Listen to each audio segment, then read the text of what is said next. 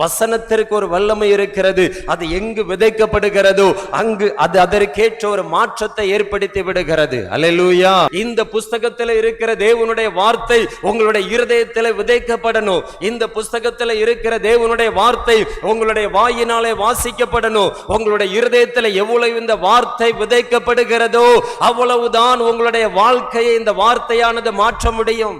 இன்னைக்கு ஏன் விசுவாசிகளுடைய வாழ்க்கையில சாட்சி இல்ல தெரியுமா? நம்முடைய வாழ்க்கையில நம்மகிட்ட வேத புஸ்தகம் இருக்கிறது, ஆனால் இந்த வேத வார்த்தையை பயன்படுத்த வேண்டிய அளவிற்கு பயன்படுத்தவில்லை.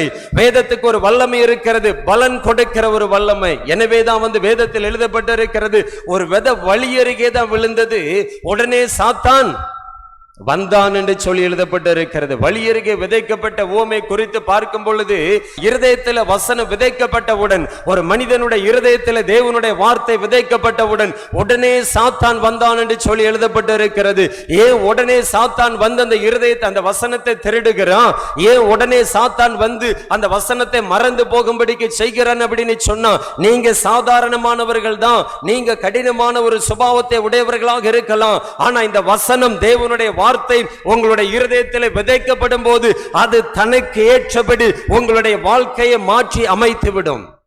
தேவனுடைய வார்த்தைக்கு ஒரு வல்லமை இருக்கிறது, உங்களுடைய வாழ்க்கையை மாற்றி அமைக்கக்கூடிய ஒரு வல்லமை. தேவனுடைய வார்த்தைக்கு ஒரு வல்லமை இருக்கிறது, உங்களுடைய சூழ்நிலைகளை மாற்றி அமைக்கக்கூடிய ஒரு வல்லமை. இந்த ரகசியத்தை சாத்தான் அறிந்திருக்கிறபடினாலே வேத வசனத்தை வாசித்தவுடன் அந்த வேதத்தை மறந்து போகும்படியாக அவன் செய்து விடுகிறான்.